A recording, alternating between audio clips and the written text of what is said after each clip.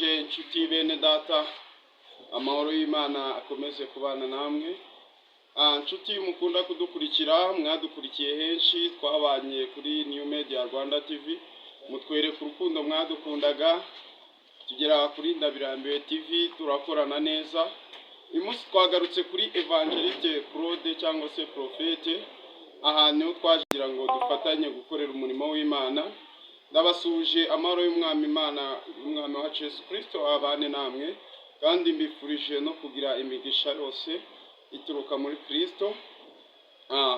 Nasomye ijambo ry'Imana rirambwira ngo abakundana nibo bana b'Imana, ngo abadakunda ntago bazi Imana, kuko Imana niyo rukundo. Reka muri uyu mwanya icyambere mbabwire ko mbakunda, yaba abadukurikiye muri hanze y'igihugu, yaba bari mu Rwanda, mu majyaruguru, mu majyepfo, mu mujyi wa Kigali, mwese ndabakunda cyane, kandi umwami Yesu akomeze kubahereza umugisha.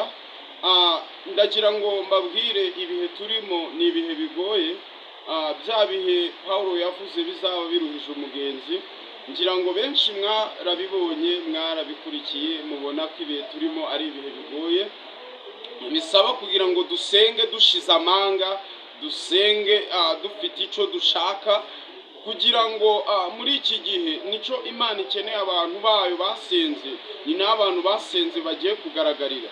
Umuntu wasenze by'ukuri agiye kugaragara muri iki gihe, cya gihe gikomeye abantu benshi bahugiye mu byo gushaka ibibatunga n'ibibanezeza, ariko wowe wahisemo gukurikira Kristo, ndagusuje kugira ngo umwami Imana aguhereze umugisha, kandi amahoro atanga agahereza abamukunda n'abamukurikiye, nawe akugereho mu izina rya Yesu. Reka turebe ijambo ry'Imana. Hari ibyo Imana igiye kukuremera muri iyi minsi. Wanyuze mu mubabaro, ariko kugira ngo ugere ku cyo Imana yaguteguriye hari icyo usabwa. Yesu iyo yageraga mu mubabaro ababaye cyane, yaregeraga agasenga. Nawe ukeneye gusenga cyane muri iyi minsi kugira ngo Imana igukorere icyo yakwemereye.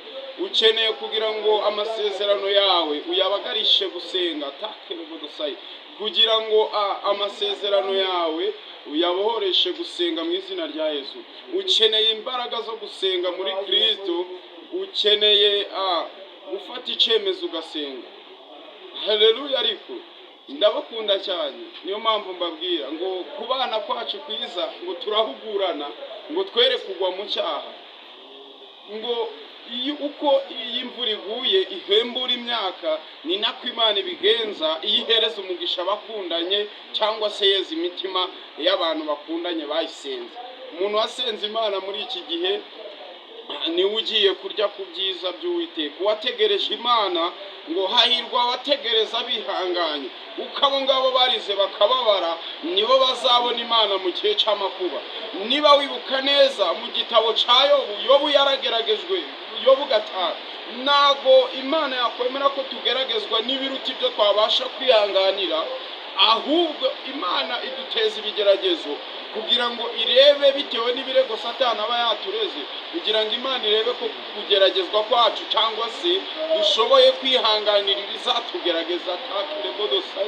Imana yemeye kugeragezwa ikemera kujya mu butayu, si uko yari inaniwe kugutabara. Imana yemeye kutinda mu bukode, si uko yari inaniwe kukubakira. Imana yemeye kutinda mu bushomeri, si uko yari inaniwe kugushakira akazi. Imana yemeye kusonza, si uko itari ifite uburyo bwo kukugaburira, ahubwo yagiraga ngo uzamure ikigero cyawe cyo kwizera, uzamure ikigero cyawe cyo gusenga.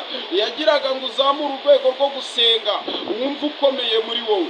Yobu yarasenze, abana be bamushiraho n'ibintu bimushiraho, ariko yakomeza kwiringira Imana ye. Yagezeho asigara nta n'urwara rwo kwishima afite, inzara zaramushizeho, abantu baramushize, ariko Imana ikomeza kubana nawe. Imana igiye gutanga Yobu, yabwiye Satani ngo dore nguyu ni umugaragu wanjye ndamuguhaye, ariko icyo nkwimye ni ubuzima bwawe. Imana yimanye ubuzima bwawe, mu maboko y'abarozi. Imana yimanye ubuzima bwawe mu bakwangaga yimanye ubuzima bwawe mu nshuti zaguhize. Imana yarakwimanye muri make. Haleluya, haleluya.